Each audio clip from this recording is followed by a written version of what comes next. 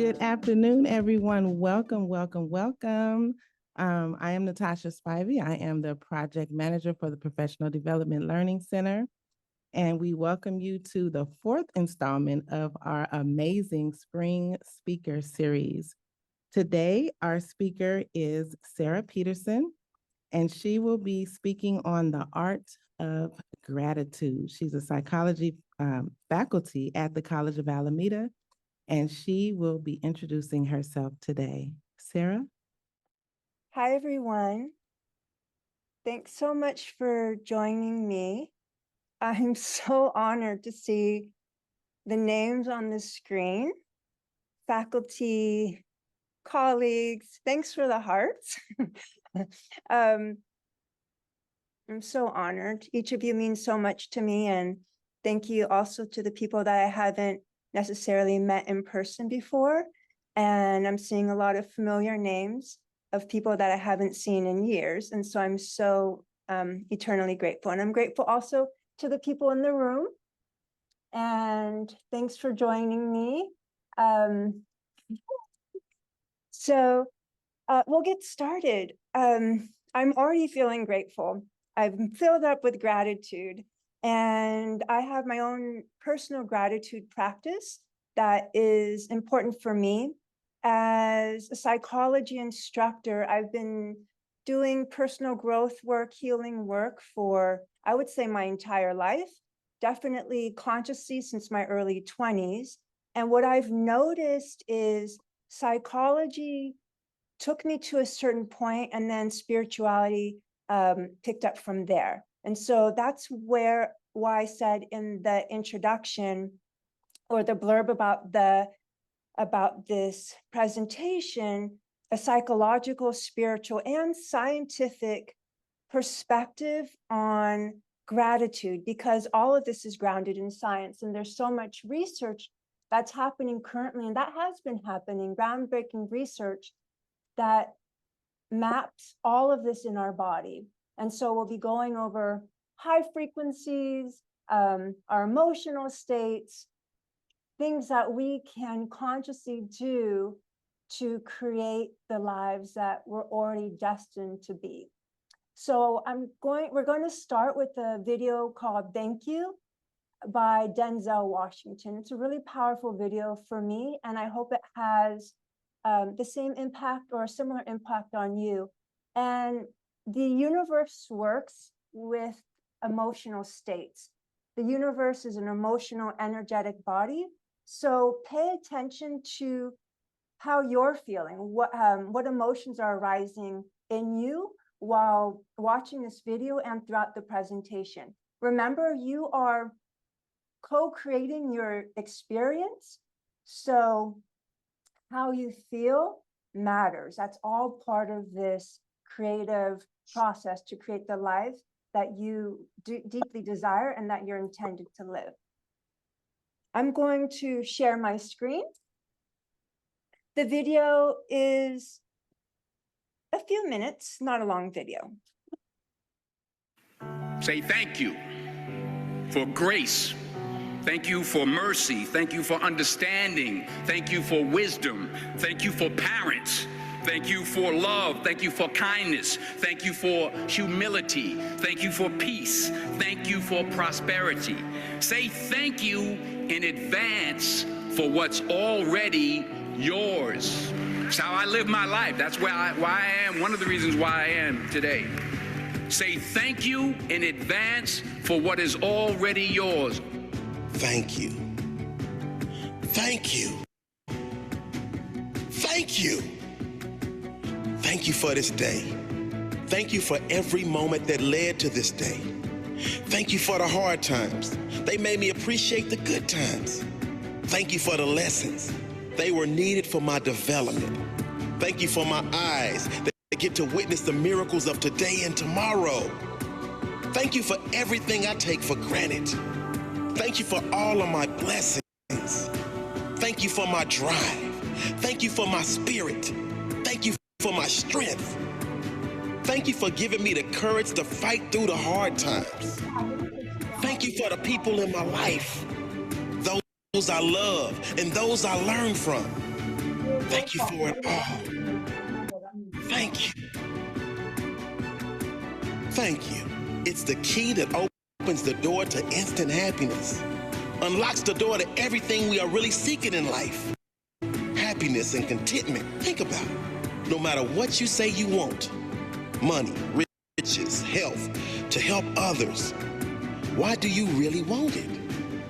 When you drill deep down, the only reason anyone wants anything is the feeling we believe we will get from having it. That all boils down to happiness and contentment.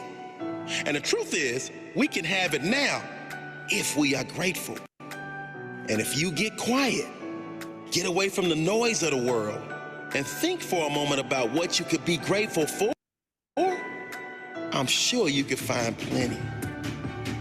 Be grateful there's food on the table, air in your lungs, life in your body.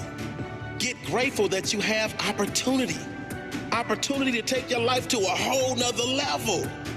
To decide right now that you are going to live your dreams and never settle until you do. Get grateful for the mental strength you've been given to survive the hard times.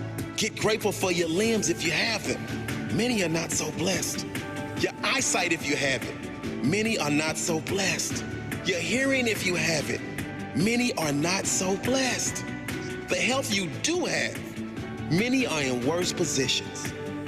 Get grateful for that one person that has had an impact in your life, or many people if you are so blessed. Then get grateful you can choose to be that person for someone else. That one that makes a difference in someone else's life, no matter how small. Get grateful you get to experience this magical universe. Today, look for miracles. I guarantee if you are looking, you will see them. There are unlimited things to be grateful for. Open your eyes. Unlock your amazing life. It's ready for you right now. Thank you for this day, whatever it brings. Whether a challenge I need to grow, a lineup to teach me patience, an unexpected blessing, every moment of joy, whatever today brings, thank you. Whatever it brings, I pray I have enough presence in each moment to know that no circumstance is my life. No high or low, no event, no thing is my life. Life is energy, and I know I'm so much more than my physical body. Thank you for my ability to love, to give to others my authentic love and kindness without expecting anything in return. Thank you for my strength. Thank you for my presence. Thank you for my ability to attract only the things and people that are in harmony with what I need in my life. Thank you. Thank you. Thank you for this day, whatever it brings.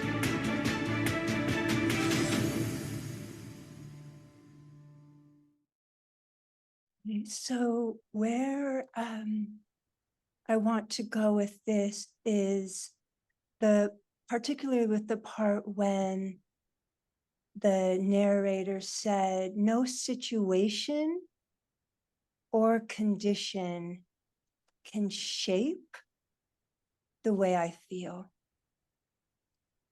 How many of you are waiting for that one thing to change for you to feel freedom, love, worthy, satisfaction, peace? The list goes on and on.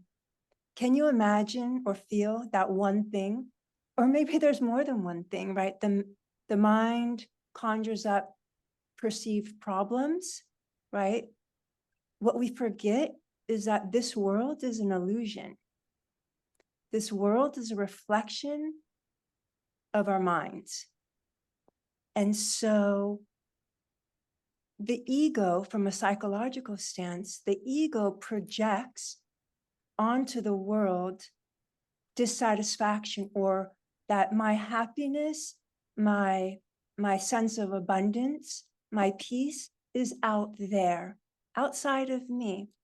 So raise your hand if you understand what I'm saying. Yay. Okay. Thanks for the people raising virtual hands as well. So what I'm here to say is that our inner state has nothing to do with our external circumstances. Our emotional wellness, our mental wellness is completely independent of external circumstances. So the good news is that the freedom, the love, the abundance we're seeking, the peace we're seeking is already within us. Now, what's required is mental training, because it's somehow humans are, even though our blueprint and our essence is love, peace, etc., what's so fascinating is that our default goes to our ego just projecting onto the world and waiting for our happiness outside of ourselves. So what does this mean? The quantum field, and this is the scientific part of the presentation, the quantum field says that we have unlimited possibilities at our disposal. In fact, we are unlimited possibilities. That's who we are. The universe is infinite, and everything the universe is, we are. So since the universe is infinite, we're infinite. Well, why don't we feel that way? Why don't we experience life that way? Because we've been habituated from early childhood programming, social conditioning, the list goes on, to have a limited perception of who and what we are. So we really get in our own ways because we believe the stories we tell ourselves. So what it's really about is, what are we willing to give ourselves permissions to say to ourselves? What's the story you tell yourself? If you were to look in the mirror, and I do this every morning, I do mirror work, and I look at myself dead in the eyes. It's so freaking powerful, because what we're willing to tell ourselves and look at our eyes, we're giving our souls permission to unleash, untether, and unhostage the light and the love that we are. That I choose to no longer get in my own way. I choose to let the life and love of God, of the universe, of Allah, whatever we choose to call it, life force energy, the infinite potential that surrounds us, that is within us, and that is us, have its full sway in my life. So I personally do mirror work, and I highly recommend this. What are you willing to tell yourself? This is really what it's about. I give myself permission to blank. I give myself permission to be blank. Fill in the word. What comes up for you? I give myself permission to be. It might be freedom. It might be love. It might be joy, abundance. The list goes on and on. I would encourage us to think of qualities versus what we get. What happens as human beings is that we get confused with form. We think our life is the world that we've projected, right? I mentioned earlier, this world we see is an illusion. So if this is an illusion, well, let me wake up and let me be conscious of it and let me dream the world I'm willing to dream, right? So it's up to us to give ourselves permission. I give myself permission to be unconditional love. But mind you, the moment we do this, I give myself permission to surrender fully and to know through and through what forgiveness is. How the universe works, the universe is conspiring for our greatest good. So we might think, oh, I give myself permission to be unconditional love, that everything around us is now going to be hunky-dory. What's interesting in my experience is that the universe shows us all of the static in our minds that needs clearing out. And from a psychological and spiritual standpoint, it's coming up on its way out. Does that make sense? A lot of us get stuck with it's coming up and then we repress, we deny, we turn to all these interesting tactics that the ego does, right? For temporary happiness, right? How many of you might shop, drink, smoke, you know, the list goes, eat, right? The list goes on, right? We distract ourselves. Why? Because we're not willing to be the unconditional loving witness to all of ourselves. Not just the perceived good parts that society has told us are acceptable, but are we willing to be the loving witness to the jealousy, to the insecurities, to the fear, the anxiety, the worry, the doubt? Are we willing to be that loving witness? Is it safe? Are you safe enough for those feelings to be present? And I would encourage all of us to lean into this. And part of what we'll be doing, we'll do like a 5-minute meditation later so we can practice being the loving witness to all of ourselves. So what are we willing to give ourselves permission to be? And then to see it, and to see it through, to not stop with the static that presents itself, but to know that it's okay, but to know that it's on its way out. And so this work requires discipline. It requires commitment, and it requires persistence. But you know what? You're worth it, because the universe has destined you for so much greater than what you've accepted for yourself. Because what we've accepted for ourselves are these limited stories of what we've been taught make us happy or make us successful, when in fact, there's so much more available. Because remember, there's infinite potential, infinite possibilities. I'm not sure how many of you have seen the movie What the Bleep. It was years ago, and it's about quantum physics. And there's a little boy playing basketball, and then all of a sudden you see there's tons of basketballs present. But what happens?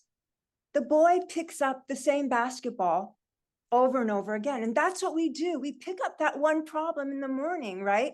We pick up that problem, like, here it is again, like it's this invisible knapsack or backpack. Like, it's the stories we tell ourselves. And so what keeps us from picking up other basketballs? So this is where, with the art of gratitude, gratitude is so important for a variety of reasons. One of them is training our minds to notice what's going well in our lives. Because somehow it's so easy for our egos to focus on what's not going well. What we put our attention on, we attract, we create, we manifest. So are we willing to put our attention on something else, even if momentarily? Are we willing to give ourselves a chance to try something new? It's great if your life is going wonderfully. If I were to ask you, how are you doing? And you were to sincerely tell me how it was going, would it be great? Or would it be like, oh, well, you know, and then we go down the list of complaints, right? So, and I'm not saying we disown our complaints and start to disassociate. We can acknowledge them, but know, as the video said, we're more than our complaints. And can we suspend the complaints and do our inner work and train ourselves? This is the mind training, to place our attention on what is working.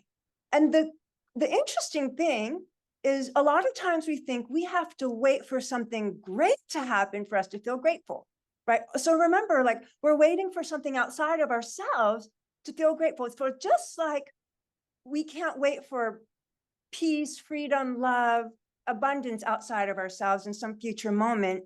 We also fantasize about something outside of ourselves causing us pain, hurt, injury, loss, abandonment, right? Neither of those are possible. Neither what from the human mind would judge as beneficial, or from the human mind as unfortunate, right? Neither are possible because it's all within us. So we don't need some grand moment outside of us to influence how we're feeling, or even the daily hassles, as we call in psychology, these daily hassles, right? Traffic and coworker this, or the person said this, right? Even those daily hassles, we don't need to, we can notice them. We can notice how we're feeling. We can acknowledge that. We don't have to give energy to it and create a narrative and then start rehearsing what this means, because we really have no idea what it means. So can we suspend that? Can we focus on what's working in our lives? So then remember, what we place our attention on grows.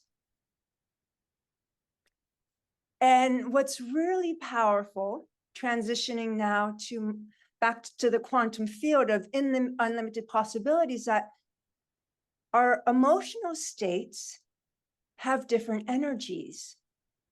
And I have on my nifty PowerPoint, which I'm choosing not to share, because as I teach my students, the PowerPoint is not the presentation. The word is the presentation. And so different emotions have different wavelengths and pictures, like more smooth wavelengths or jagged wavelengths. So each emotion has a different frequency. So what's powerful about this work is that now that we know our freedom, our joy, our love, our peace is not outside of us, we can choose to select and plug in any of those emotions at any time. Whether we go to our gratitude list, I'm grateful for, so this is what I was saying earlier, we think something great has to happen, but it can be even what we judge as the small things. I'm grateful I woke up. I'm grateful for my limbs, as the video said. I'm grateful for Angel, Joe, Marla, Natasha, Chelsea, my colleague that came and visited me from College of Alameda. I'm grateful for all of you guys. I'm grateful for arriving here with green lights. I'm grateful for arriving on time. I'm grateful, right? The list goes on and on. So we think it has to be this huge thing. If we focus on the small things, and what's so interesting, we've been hardwired to feel grateful and fulfilled with the small things, that it's enough, and it's more than enough. And the moment we start to tell ourselves, this is enough, this is more than enough, remember, because the world is a projection of what's happening inside our minds, we're also telling ourselves, I'm enough, I'm more than enough. And that's ultimately what we want. So this practice of gratitude includes being grateful for ourselves, because the outer world and the inner world are one. We get to this point in spirituality that everything and everyone is one. So what I give, I receive. From the egoic standpoint, giving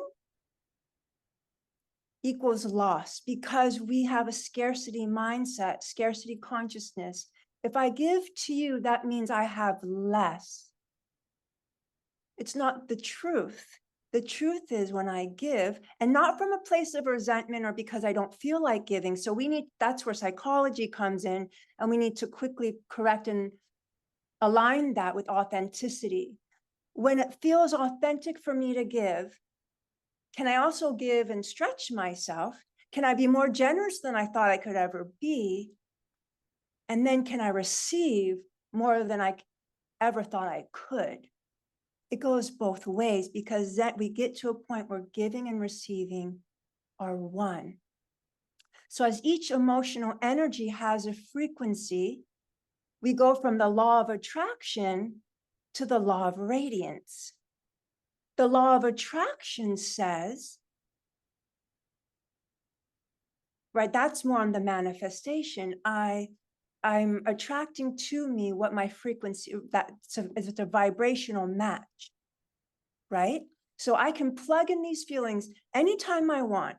We can start with the gratitude list, or we can go straight to, I feel love, I am love, I'm already freedom, I'm already wholeness. And it's important to talk to ourselves in present tense or past tense, because that's how the law of attraction works. As we're manifesting, as we're co-creating, we bring to us our inner language, right? This is why I said earlier, it's important to notice, what are we giving ourselves permission to say to ourselves? This is already done. You are already whole. You are already perfect. You're already complete. You already the light and love of the universe. So now what? Okay, so I'm radiating these higher frequency emotions. We think, the ego thinks I have to do. From the spiritual standpoint, we're not human doings, but we're human beings, right? So we allow, and this is where it said in the little blurb for the presentation, going from, sorry, there's some things here, to go from striving to thriving. The ego says, I have to get, and I have to do to make this happen because I don't feel enough. I have scarcity consciousness. So if I'm not a go-getter, and this is a dog-eat-dog world, I won't get it. And I understand, because I grew up in a certain way that I had that narrative as well. Through my personal growth journey, I've learned, as I plug in these higher frequency emotions through meditation, through affirmations, through mirror work, through the Mortar March, there's all these spiritual technologies that it's fascinating. This is where the law of attraction comes in. We attract to us that vibrational match. And those are synchronicities, right? Two things that seemingly seem unsimilar or dissimilar. What's the grammatical incorrect? My English colleagues on Zoom. Thanks for your laugh, Robert. So that the synchronicities are two things that seem totally unrelated or completely related. And we start to experience more synchronicities as we do this inner work. So going from the law of attraction to the law of radiance, we're not here just to attract and get. We actually didn't come here to get anything. We came here to give everything. And that's the law of radiance. Not only do you want peace, not only do you want love, not only do, I'll include myself, not only do we want abundance and wholeness, we are love, we are wholeness, we are abundance, and we are peace. We're everything God is, we are. So how can I know this? How can I train myself to know this? All spiritual work is subtraction. We don't have to get anything because we already are it. We're hardwired. We're pre-qualified. This is our essence and this is our true nature. The subtraction work comes with what limited beliefs, thoughts, emotions, feelings, behaviors do I need to dissolve to get out of my own way? There's a beautiful Rumi quote, right? I don't need to do anything for love. This is a summary. I don't need to do anything to get love. I need to identify and become aware of all the blocks to love that are in myself so that the love and the light can shine through. So we go from law of attraction to law of radiance. You want peace? You know that you bring peace everywhere you go. You bring the peace. You bring the love. You bring the generosity. You don't have to wait for anybody or anything. So now I would like to show a 5-minute video from Joe Dispenza. He's a doctor of chiropractic care, and he is a researcher and talk speaker about the quantum field.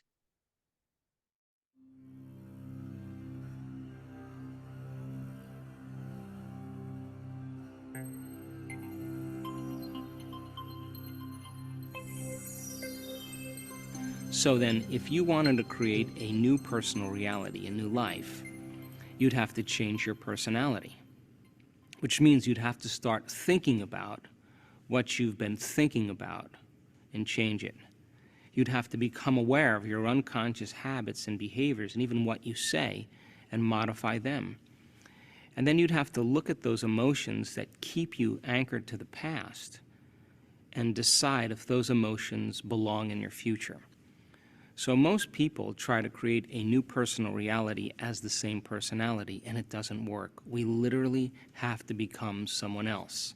In other words, thoughts are the language of the brain, and feelings are the language of the body. And how you think and how you feel creates a state of being. So most people have experiences in their life that brand them emotionally. They feel fear, they feel anger, they feel bitterness, they feel frustration, they feel insecurity.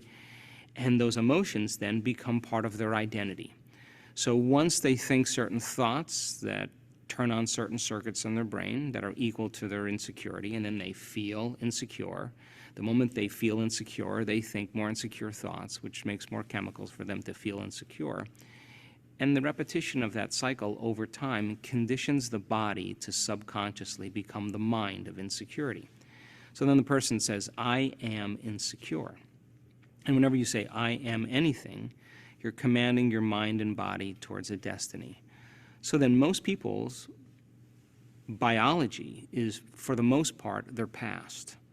And so if you're not being defined by the vision of the future, some new possibility in your life, you're only left with the old circuitry in your brain and the old emotions of the past.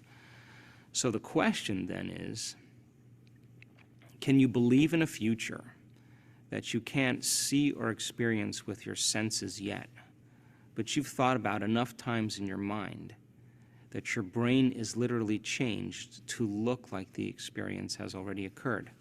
Now, the latest research in neuroscience says you can change your brain just by thinking. So then as you begin to think about a new possibility, and your brain begins to fire in new sequences and new patterns and new combinations, and you begin to plan your behaviors, and you begin to review in your mind, mentally rehearse who you're going to be in your life. The mere action of mental rehearsal begins to install the neurological circuits in your brain. Now your brain is no longer a record of the past. Now it's in fact a map to the future. And if you were then to begin to emotionally embrace your future before it's made manifest, in other words, you're not waiting for your healing to feel wholeness. You're not waiting for your new relationship to feel love. You're not waiting for the mystical moment to feel awe. You're not waiting for your success to feel empowered. That's the old model of reality of cause and effect. In other words, the materialist, the person who's waiting for their wealth to come to feel abundance, they're living by that model of cause and effect. But the quantum model is about causing an effect, which means you begin to experience your own worthiness and your abundance before it occurs. You have to feel wholeness in order for your healing to occur. We have to feel love for ourselves and love for life in order for us to have love in our life. And so then to instruct people how to teach their body emotionally how that future could feel like before it's made manifest. If they do it properly, their body as the unconscious mind begins to believe it's living in that future reality in the present moment, and they're beginning to signal new genes in new ways that begins to change their body to look like the event has already occurred. So the process of change in the meditative model requires unlearning and relearning. It requires breaking the habit of the old self and reinventing a new self. What we say in neuroscience, pruning synaptic connections and sprouting new connections, unfiring and unwiring and refiring and rewiring, unmemorizing emotions that are stored in the body and then reconditioning the body to a new mind and to a new emotion, no longer signaling the same genes in the same way, but signaling new genes in new ways. Beginning to pull your energy out of the past and beginning to invest your energy into the future. What we're teaching people how to do is not to pray to have their prayers answered, but to get up from their meditations as if their prayers are already answered. Because when they're combining that clear intention of their future with that elevated emotion, they're literally changing their energy, they're changing their brain chemistry, they're changing the way their brain works, they're changing their genetic expression, they're changing their chemistry. They're literally becoming somebody else. And over again, when people do this, It may take them months to turn their disease around. But over and over again, we've seen this. They come back to a certain level of awareness, and the disease is no longer there. And it's almost like the disease existed in the old personality. They're literally someone else. And we've seen it enough times now to know that people reach a certain point with themselves where they feel so whole. They feel so satisfied with who they are. They feel so happy with themselves and their lives that they could care less if they have the disease. And that's the moment it goes away over and over again. Powerful, right? Are you willing to give yourselves permission to feel whole now, love now, opulence now, peace now? This is your birthright. You came here to be this and to allow it, and remember to extend it, to radiate it. So let's go in now to a 5-minute meditation. And it'll be guided a little bit in the beginning, and then we'll go into silence. The silence is really important because for a variety of reasons. I'm a student of A Course in Miracles. It's a spiritual path, one path of many. We say in the spiritual world, there's many paths up the mountain, right? There's one truth and there's many paths up the mountain. So in the Course in Miracles, we say, or it says that the ego speaks loudest and first. It's that, girlfriend, you better not, right? That part of ourselves that we would easily tell someone off. God or spirit, Allah, however you want to define this universal energy, speaks to us in silence. And it can be a loud voice, but it comes in silence. Are we willing to, and it speaks to us all the time, are we willing to listen, right? So are we willing to not distract ourselves so that we can be in silence and listen? So notice too, if it's very common, especially in the first 5 minutes, to have incredible mental chatter. A lot of us stop there, right? A lot of us stop with the static. And so the mental chatter is just part of meditation. And a lot of people say, I can't meditate, my mind's too active. It's like, no. That's just the beginning part until the dust settles, right? So to be patient with ourselves and to notice. And what I love about the first video from Denzel Washington is when the narrator says, say thank you for the challenges. And this is something that I've been practicing as well. My intention a couple years ago for my New Year's resolution was to be unconditional love. So don't think a lot of things didn't come up that presented in a way that were challenging for me to love. And then I went back to my intention. I said, you know what? I called this forth. I called this forth. And can I love this anyway? Can I love the ugly parts of me that I perceive as ugly, right? Can I love that too? So as the mental chatter goes, just notice it. There's no need to judge it. Can we suspend the judgment momentarily? And any problem we have, we can pick up afterwards, okay? Guaranteed. So I have the timer. No need for you guys to do anything. So sit in a relaxed position. It can be helpful to have both feet on the floor if you're seated in a chair. If you're seated on the floor, for those of you at home, you can sit in lotus position. You can also sit lying down. There's tons of meditative positions. So you want to connect to the earth. Allow yourselves to close your eyes if you feel comfortable doing so. Closing our eyes allows us to tune into what's going on within us. If we have sight or eyesight, then we're allowing ourselves to not be distracted by the visuals. Start to pay attention to your breath. No need to change your breath. Notice from where you're breathing. Is it a deeper diaphragmatic breathing or upper chest breathing? Just notice. Notice where in your body you might be holding any tension. Again, no need to judge. We're simply becoming aware that we are awareness itself.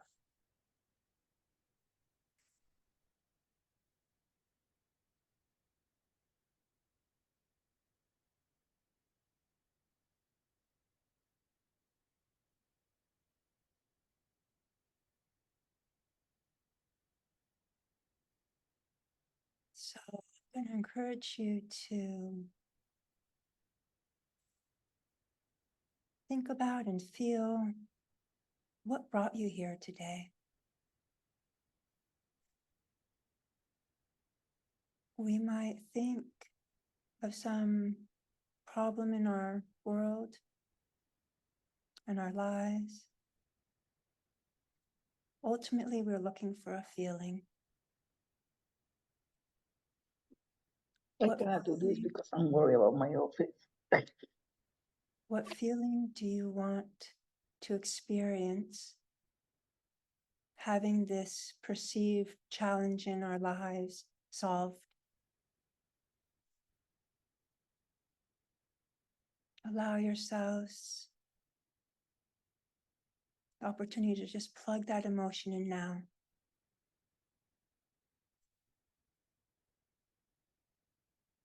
If it's challenging to plug the emotion in, maybe think of a time that you felt this way before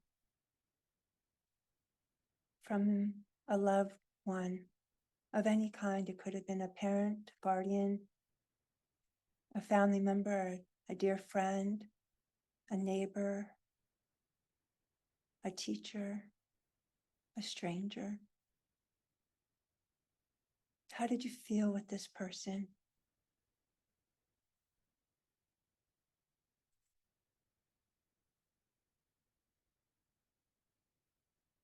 Let this feeling reside in your heart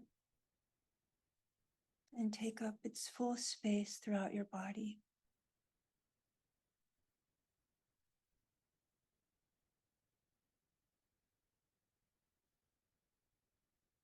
You might even imagine this feeling extending beyond the body. After all, the body is just energy as well.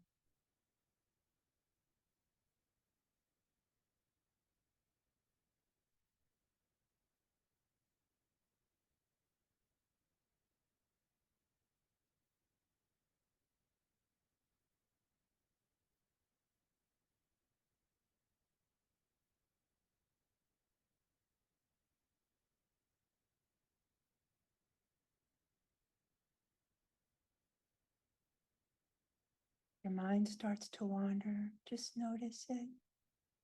Gently bring your attention back to your breath and to the feeling tone that you are experiencing.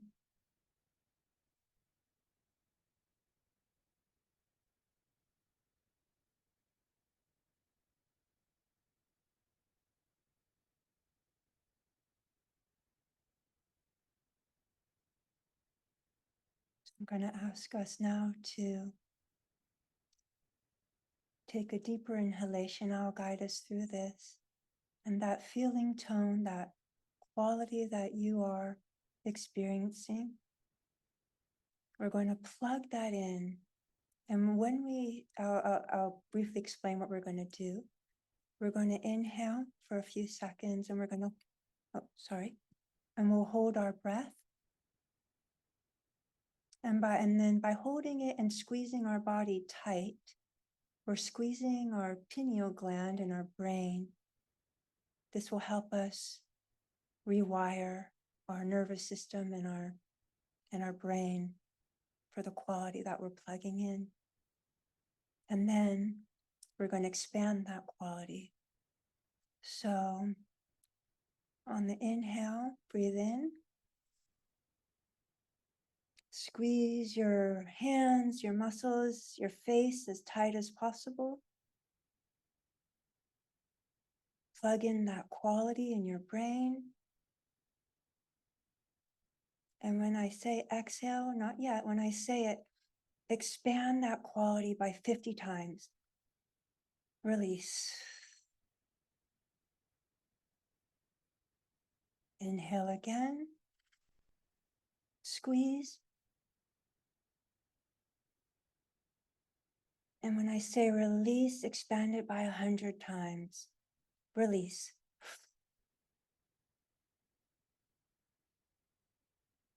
Again, inhale. Squeeze. And when I say release, expand it by 1,000 times. Release. And one more time. Inhale. Squeeze. And when I say release, expand it infinitely into the quantum field of infinite possibilities and potential. Release.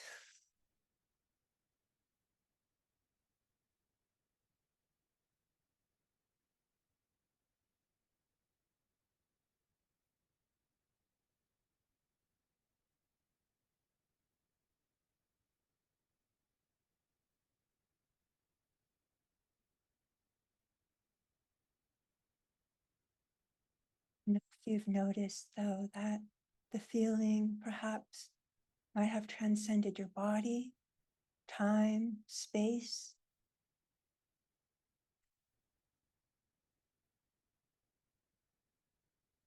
We just allow this quality to be even beyond words.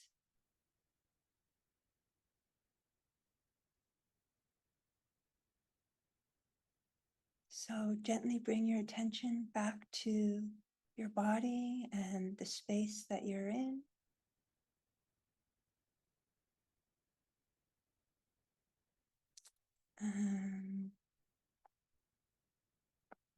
Is there anybody that would like to share briefly their experience, whether in the Zoom room or in person? I'll look for any virtual hand.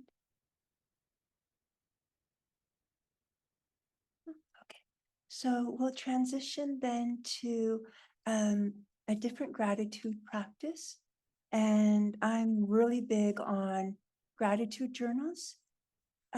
For those of us in person, and I'll see if I can hold it up to, well, it depends on what camera we're looking at, but I have these pre-made gratitude journals. The teacher in me wants to pass these out. Thanks, Marla. So doing gratitude journals is really powerful, particularly first thing in the morning upon waking, when the unconscious is ripe. We really want to access and imprint on our unconscious. And then right prior to going to bed, because what's interesting is that in the spiritual world, our dream state is actually when we're most awake.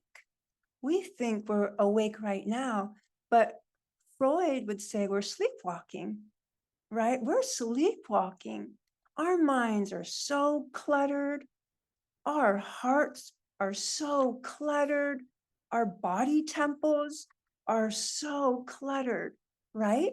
When we're driving, really driving? When we're washing the dishes, are we really washing the dishes? When we're listening to someone and talking to someone, are we really present with them?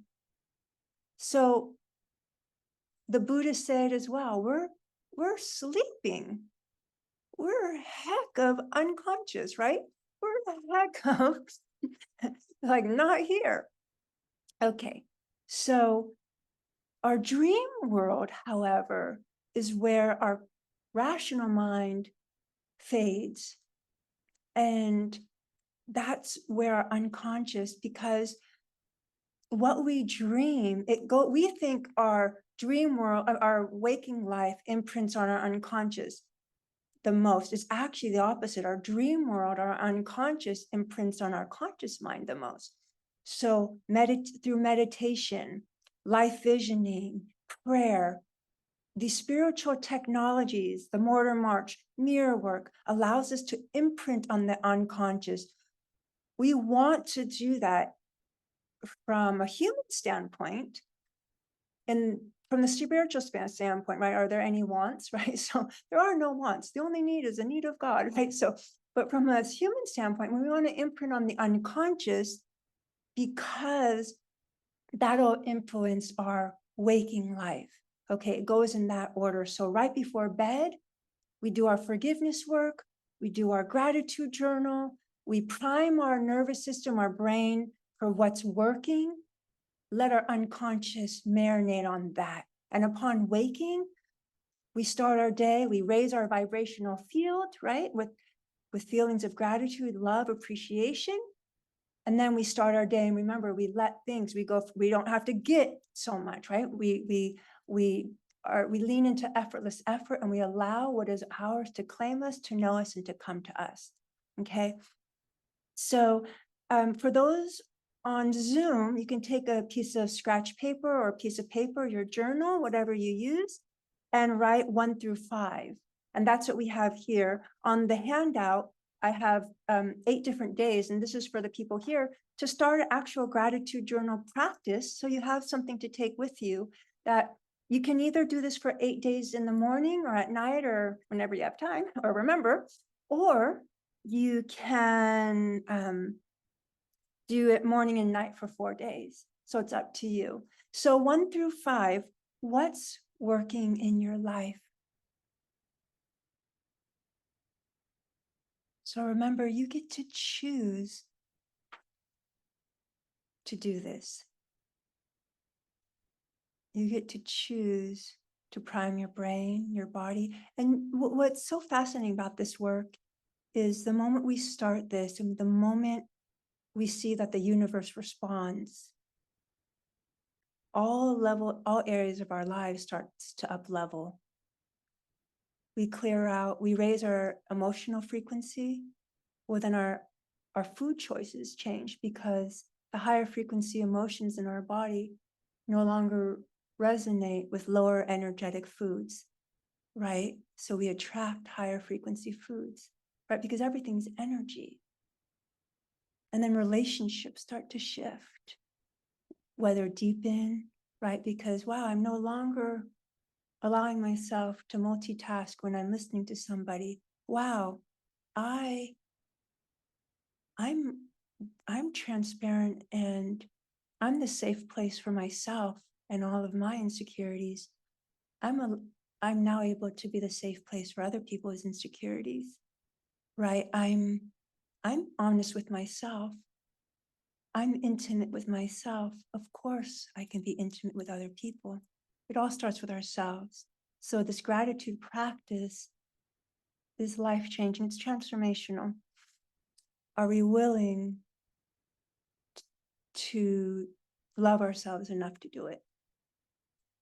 Right? Because we get to choose to plug this in, or we get to choose to wait until the ephemeral out there happens, right? So I've chosen myself, but not for myself alone. And none of this is for ourselves, remember? It's for all of us, because we're all one. And what I receive, I extend. So I'm doing this for everyone. We want change in the world. Well, we're the change. You want a miracle in your life? You are the miracle. Be the miracle in someone's life. Be it. Extend it, receive it, and allow it. We're going to end on a song from NDRE called Give Thanks. And I really appreciate each of you for your support, for all the emails you've sent to me. That in itself was more than enough for the people in the room that made this possible, and for your generosity.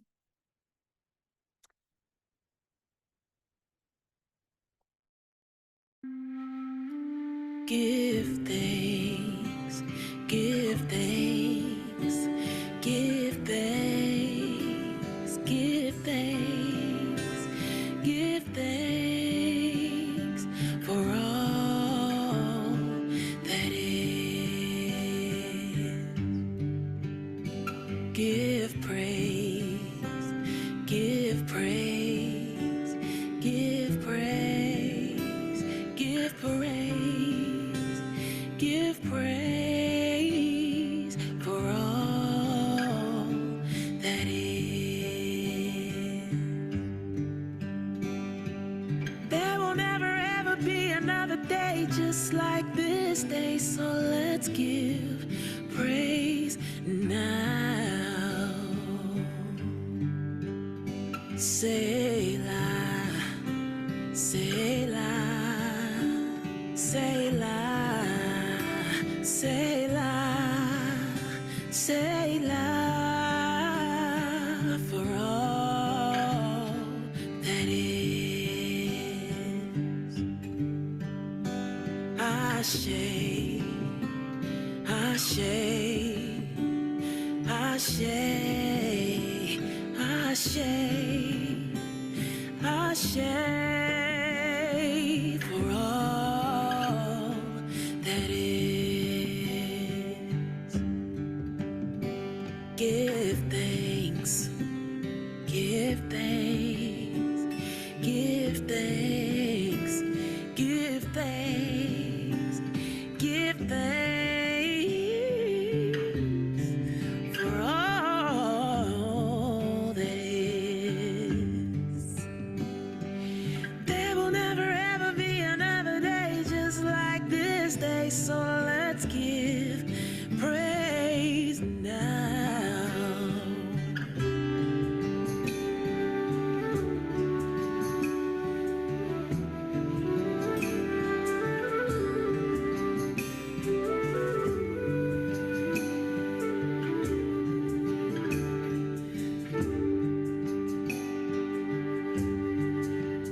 Hallelujah, hallelujah, hallelujah, hallelujah, hallelujah,